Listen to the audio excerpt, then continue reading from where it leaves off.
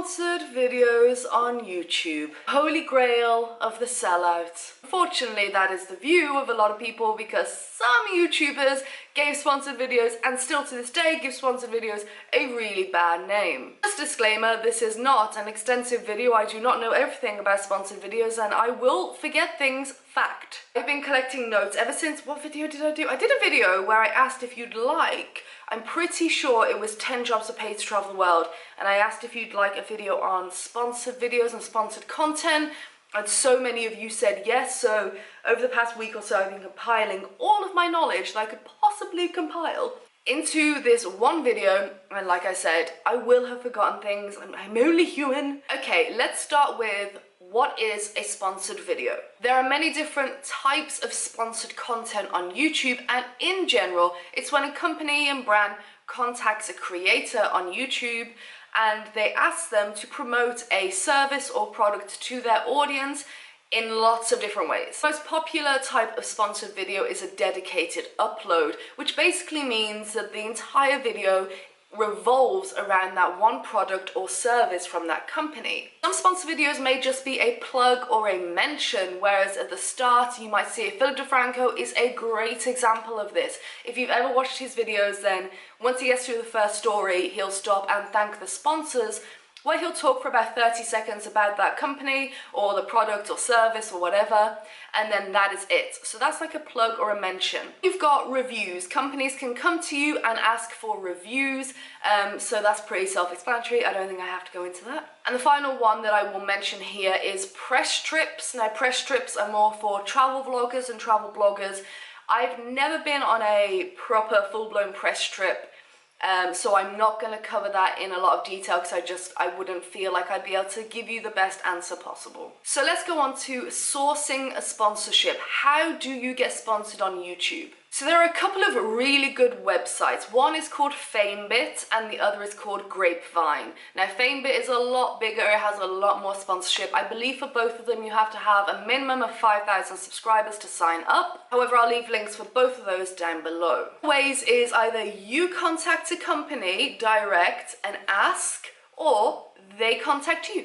First, to source your sponsorship, you're probably going to have to go and ask the company or go onto websites such as FameBit and Grapevine and stuff and just send proposals to companies for certain sponsorship and brand deals, and then later on companies will be contacting you. That's generally how it's going to work. We're going to go through a checklist of everything you need to tick off before you even consider working with that company. Does the company emulate the core values of your own brand? What I mean by this is, do they stand for the same things you stand for? Do they have the same objective as you? For example, mine is to inform and inspire travelers. That's just one of my objectives on PsychoTraveller. If then I found a company that emulated that with me, who was all about the inspiration and inspiring people to get out there and travel, then we can tick that off. Does that brand match your brand? Does the company fit in with your target audience? Now, my target audience is generally between 18 and 30, which is a great demographic that I have. So there's no point in me teaming up with a company who is offering worldwide tours for pensioners. I'm aware, by the way, that I do have a very small percentage of viewers who are over 60. Hello, welcome. Big love. But you're not my majority, and there is no point. It would not fit. No one would care. No one would watch it. It's no good for the brand or company, because I will go into this in a bit, but they want your target audience. My target audience is 18 to 30 in the majority. There's no point me trying to sell them a product that's only available for people over 65. And again, your demographics also, where are your audience? Majority of my audience, as with a lot of YouTubers, is in the States. So working with a company from Britain or the USA for a product, for example, that's shipped from the US or the UK, things like that, perfect. Someone that ships and only ships within Russia, where I have a 0.004% of my audience from Russia, you see where I'm going with this. Next, do you want more than anything to show this company off? I always ask myself, would I do it for free? It's got to be the passion behind you. And this is where the whole conceived notion that sponsored videos are basically people just selling out, is because videos, and I'll go into this again in a bit, videos can just run like advertisements and you can clearly see that that person does not give a crap about this product, and it so does not fit in with their channel, and it just doesn't match, and you can see just dollar signs in their eyes. If you're going to sit there on camera and say, I love this, I am so excited about this, I want you all to try it, mean it. 100% mean it. And I'm going to come back onto honesty and stuff again later on. Finally, you're going to ask why you're doing it. If the only reason is for money and there is no other single reason, then forget it. Don't even bother, because you start down that road where you just take any sponsorship just so you can do a little bit of money grabbing. You're gonna fall flat on your ass. Does that brand excite you? Is there a passion? Has a company that you love and admire contacted you where there's that spark of, oh my God, they've contacted me, this is amazing? Is there a chance to advance your career and your skill set by working with this brand? The most important, does your audience give a crap? Will they care? Do they want to hear about this? Do they want to know at all? Is it going to interest them? Is it going to excite them? If the answer to that is no, then you're not doing it for your audience, you're doing it for your wallet, and it's not going to work. I understand the reason you take sponsorship is to get money, but if that is the only reason you're taking a sponsorship, you're quickly going to realize that that's no way to do business. Especially when you have an audience behind that screen, like over there, you have built, that trust you and your opinion. Do not take that for granted. Okay, we are going to go on to now, you found your brand, you found the company, you've checked off all the lists, it's going to challenge you, you're really excited, you love the product, you're excited about jumping on board with them, your audience is going to plumb in love this company or this product or this service. All right, it's all checked. Fantastic. This is the company you want to work with. Great. Now you need to send your proposal to them. So I'm going to run through a few things that you should probably keep in mind when sending a proposal to a company. Number one, do not copy and paste a carbon copy of a proposal to loads of companies, like on FameBit. Some people do that. They're like, I've just sent out 80 proposals. I copied and pasted them all, and I haven't heard back from anyone. I wonder why. Every proposal should be unique to that company. If it is a new company that you're excited about and you don't know much about them, but they sound like really interesting, someone you definitely like to partner with, research them. Again, it's really simple. Just jump onto Google, look at their website, look at their mission statement, their About Me section, the products they sell. Look at some reviews on different websites for those products. Before you even decide, I should have put that before you even decide to work with them. If it is a new and up-and-coming business that you want to reach out to, then make sure you do your research and then put that in your proposal. Show that you have taken the time to look at this company, what they stand for, what they do, because they are going to appreciate that from all the other proposals they are receiving from just generic copy and paste, carbon copy, crappy proposals. Keep it short and sweet. Seriously, you do not need to write a 5-page essay on why they should work with you. And one note on FameBit, the company can already see your stats, your subs, your monthly view count, your overall view count, etc. So I never mention that. If I've only, I've got two sponsorships through FameBit because I don't really go on it that often. And both of them I didn't mention my stats because I don't need to, because I know on their end, on FameBit, they can already see it. And when it comes to stats, if you're emailing people and you're not going through this like FameBit grapevine service, if you're emailing someone, you need to create a media kit. Now, I'm not going to go into media kits and how to create one. Again, if you would like maybe a blog post, I don't think it'd be very good as a video. I don't know. I can show you my media kit. But basically a media kit should run through all about you, all about your brand. It should run through all of your statistics, your demographics, you know, your monthly views, where are people watching from, male or female, how many subscribers, blah, blah, blah. It should also be in there what you offer. So you don't always have to put prices, but I put like a minimum price, because I'll talk about prices in a minute, but prices are a weird one. But you might want to put a starting at, like a dedicated video, starting at blah, blah, blah, however much, and then discuss what a dedicated video can do for that company. But again, if you'd like a blog post, then maybe I could work that in, just let me know. If you Google media kit, there's so much out there, so you won't feel lost, but a media kit, 100%. So in the email, you brief over it, you brief your sub count or your monthly views, or whatever is important, whatever you feel would be important that that company knows about, and then you can refer them to an attachment with or break down detailed statistics. You're wording your proposal, put the ball in their court. Instead of saying, I can produce a dedicated video for you which will be seen by my 50,000 subscribers. Instead, say, you will receive a video campaign which will reach upwards of 50,000 people in your target audience. How much better does that sound? You're putting it in their court. You're not saying what you can do. Tell them what they get. Why they should say yes to your proposal by switching your language around. So it's not, I can do this, I can post something on Instagram for you. No, you can receive this. You can have access to my target. You know, put it in the language of them, so when they're reading it, they're like, look at all this we can get. In your proposal and your discussion, be very clear on what you are offering that company. This is key. You have to be super 100% transparent with that company. However uncomfortable it may feel, you've got to remember, you are a business person, you are professional. So act like it. Don't ever, maybe I'll come to this at the end. No, I'll tell you now. Don't ever feel intimidated by a big company, all right? Stick to your values, stick to your beliefs, but you've got to make it clear in your proposal and through further discussion exactly before you even start what that company is getting. And also be very specific with the content you can create. Again, just lay it out black and white for them. Don't be hazy and grey, like I can make something like this or something like that, or maybe I could do 2 Instagram posts, or maybe I could do a blog post with that. No, be very clear. Through that and the discussion, you're going to be getting X, Y, Z. That is it.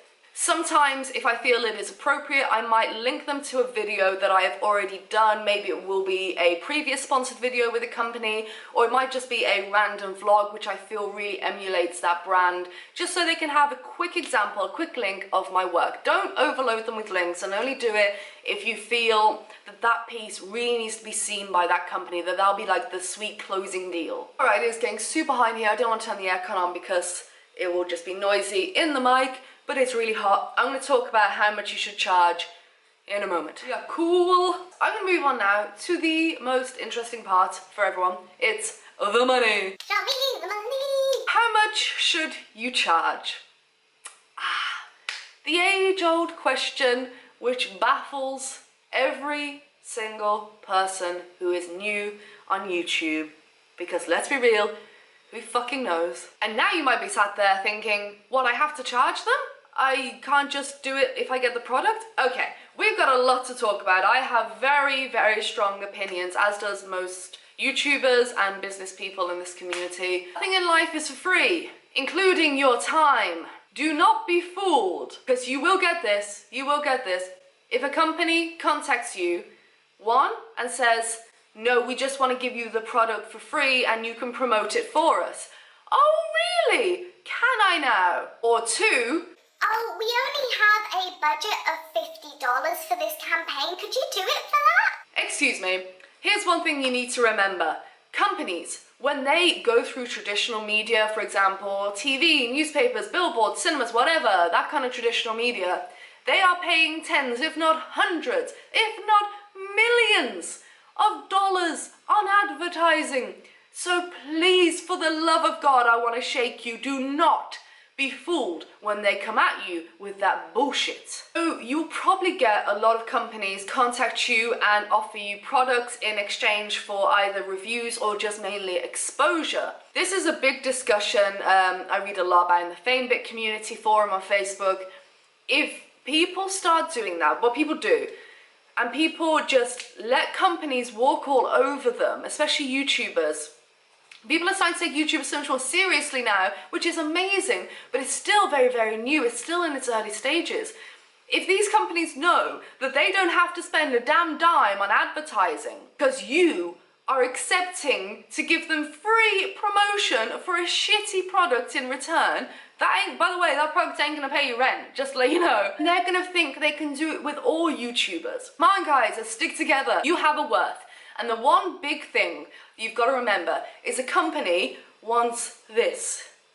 Well, what is this, Ali? This is your audience. An audience you have grown organically from yourself. You yourself have pulled together a community of people within a niche. Those people have connected with you. You've done the hard work. This is your audience. And that's what the company wants to get their hands on. They want, hold on, wait. Not sponsored by this hard drive, it's just the closest thing to me. They want me to put this in front of the audience. Because think of it physically. Imagine this square here is your audience. This company wants to get this product as close to these people as possible, but you are stood in the way because you're like, no, these are my audience. That's all they want. They want to sell their product or service. They want to access your audience that you've worked hard to build. So don't give it up for free. Now, when it comes with knowing what to charge, let's jump into that quickly. There is a website which is brilliant called Social Blue Book. I will link it down below. You go on, you put in your Instagram, your YouTube, your Facebook and all that, and it tells you a rough estimate with your statistics how much you should be charging for a dedicated upload, for a plug, for a mention, things like that. So yeah, Social Blue Book. Still, a lot of people don't know about it. Great for beginners. Don't take it as gospel. Use it as a really good example, a starting point to play with if you're new into the game, and then with experience you'll start to learn, oh shit, I should have charged way more than that. Or, okay, I'm not getting anything, I should probably lower my price because, yeah, that probably doesn't really fit with my statistics. You know, it is really good, I would recommend. So jumping back into getting paid for your time, absolutely 100% stick to your guns. Say you charge £1,000 for X. This is X package, which has a Facebook post and a video and blah, blah, whatever. So that's £1,000. It's okay to haggle. They're gonna try and haggle you. You can haggle up or they can try and haggle you down. That's okay. But stick to your guns. If they say, can you do it for 800? And you're sat there like, no, then tell them no. It's okay don't pander to them. Don't feel intimidated because it's very easily done. It's like, especially if you're talking to a big company or a company you admire, and to tell them no at first is like, oh no, I can't, I'm just a YouTuber. No, we've just established you're the most important part of this whole puzzle. Be professional, be polite, but stick to your morals, your values, and your guns. So normally, I know this is a bit jumpy, this one, because I'm so passionate about it. So for a dedicated video, chances are you're going to be getting a base rate for producing the video, a flat fee that you have decided and you've negotiated with the company. All right, to make this video, bang. If you're selling a product, this is something I want to talk about as well. A lot of companies are like, no, we're not going to pay you for the video, but you can make commission with that coupon code. No, that should be added on top. So this is what you should get for a dedicated video about one product, for example. You should get the product for free every time. I don't care what the product is. I don't care if it's a bouncy ball or a 75-inch plasma TV. It should be free. Shipping should be provided. You may also want to check if it's coming from abroad, if they're going to cover the import tax on it. Just a little something to check if they'll reimburse you for that, because something you may forget about, and then when the delivery man comes, you're like, oh my god. So you should be getting the product, the delivery, absolutely free. You should be getting a base pay, and if it is for a product, you may also want to see if they have an affiliate scheme. Not every company will do it, fine. You take that into consideration at the beginning, not halfway through, not at the end, not after the video has been published for 6 months. Take care of all of this at the beginning. Are they going to offer you an affiliate code? So if you have a product that you love and you really want to push, then if it is something I want to recommend to my audience personally, I will go ahead with the affiliate. If it's an art product and I'm doing a review, which I don't really do many reviews, but if I did a review and I didn't like the product, I wouldn't be an affiliate to get money, I wouldn't recommend it. Okay, so you have found your brand and company. You have contacted them, they are loving it, you've agreed a price, you kind of know a good gist of what's going on. Now in the discussion period, you need to finalize the details. You need to discuss exactly what they're going to be getting. If they're going to be getting a video, how long is the video going to be? When are you going to be mentioning them, if that's important, if it's a plug or a mention? Start, middle, end, when are you doing it? how long the video will be. What about social media? Are you going to be including a social media package, a post to Facebook, Instagram, Twitter, Snapchat? Will you use the brand's hashtags? Will you be using a photo? Will you be linking directly to YouTube? Are you going to be including a blog post with this package? And how much is that? How many words? Think a blog post takes time. You've got to photograph, for example, if it's a product, you've got to photograph the product, you've got to edit the photos, you've got to draft it up, etc. Then you need to discuss, when are they going to get it? When are you going to finish it for them? Now, this is the really interesting part. Some companies will like to see a draft before it goes live. Fine. You need to decide when the first draft's going to be getting into them, when the final deadline is, etc., etc. You need to be very clear so all parties are aware. You need to also discuss with them, when are you getting paid? Do you get paid 50% before the video is up and then 50% once the video is up? Are you going to get paid before it goes up? Are you going to get paid after it goes up? Now, this is what I do with some companies. I will put the video up as unlisted. If this is a small project, if it's a big project, then I'll request 50-50, 50% before the video, 50% after, just to cover my own ass. If you're doing it that they'll pay on delivery, then I send them a link to the video unlisted. They can watch it, and then I send them my payment details. As soon as payment is cleared into my PayPal, then I'll publish it live. And only then. Discuss the facts with them that you are going to be honest, because you are, aren't you? Now, this is one thing that I pride myself on, is that no matter what company I work with, I am 100% honest and to the point, and I will not lie to you. I won't. Because the way I see it is, like I said before, I have gained this audience and I have your trust. And my camera overheated, thank you. Okay, I don't know where I was, so I'm just gonna jump into the next point. Are you gonna get a contract? Very simple. You can draft your own little contract. It doesn't have to be super professional, but if you want something to cover your ass, you can draft your own contract. If the company's contacted you and they've drafted one, then just read through it 5 or 10 times, just to be clear. And if there's anything you have a problem with, do not sign it. Contact them, let them know. We're all professionals. You gotta remember, they're a professional, you're a professional. You're just two professionals talking it out. Don't feel intimidated. And overall, again, there's been a theme. Just be very transparent with what they're getting, what you can do for them, and all the dates, the little bitty details.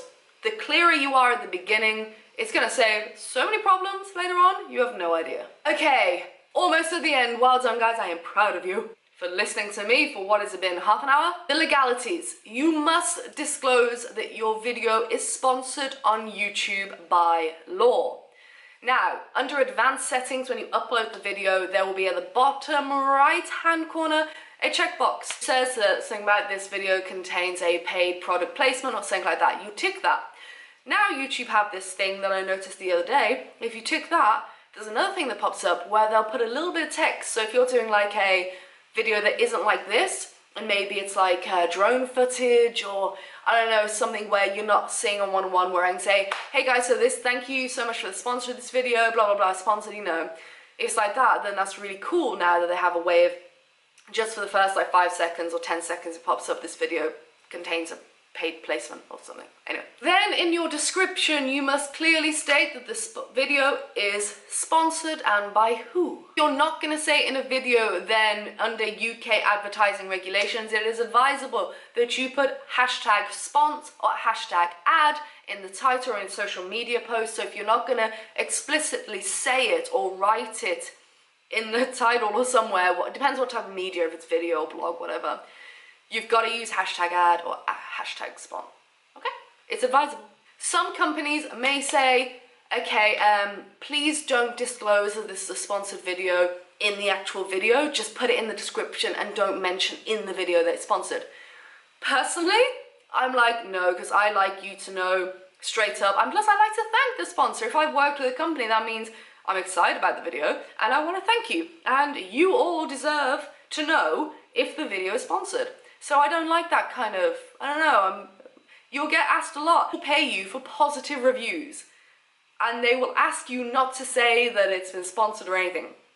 You will get that in your inbox, I promise you. Or you'll talk to a company and they'll turn around and be like, yeah, we need a positive review on this, so how much would you charge for that? Excuse me? So to cap off, if you're going to be working with a brand or company, make it so it's honest, full of personality and fun. Don't let it watch like an ad.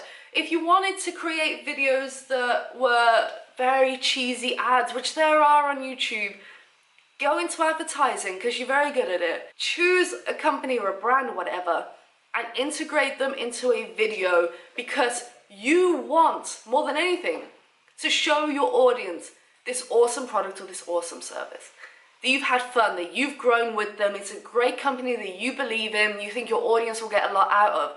That's all your audience is asking for. That's all I ask for when I watch, that I get some value out of it, and I'm not just sat there watching a fucking advertisement. I want to get something out of it, whether it's entertainment or fun or information. If there is a problem throughout any of your relationship with that brand, then contact them straight away. You know, if there's a problem with the product, say it came broken, or say it came, you know, with a major problem that would cause a huge bad review, you got a dud, then maybe you want to contact them like, hey, I don't know if I got a bad product, but this is my feelings on your product, how do you want to move forward? But stick to your guns and don't lie about it, and don't lie for them, and don't cover it up. Be very clear you're going to give them an honest review, but also if you've received a product that's really like, is this a dud? Contact them. Talk to them about it. And then last but not least, keep in touch with them after the campaign. It's a really good idea because that's the point with brands. You want to build a relationship with them. Your first one could go really amazing and then 6 months later you decide to work together again. Keep the relationship up. Tips, tricks and advice that I have collected over my 4 years on YouTube. I haven't done a great deal of sponsored videos, but the selection that I have, this is what I have learned, and I really wish someone had made this video for me when I was starting. If you have any questions, leave them down below, and if you'd like any follow-up videos on this, then also let me know on that. If you made it to the end of the video, fucking high five, yes! Right, so I'm gonna stop rambling. I really hope you enjoyed. Let me know down below, and I will see you in a couple of days. Bye-bye.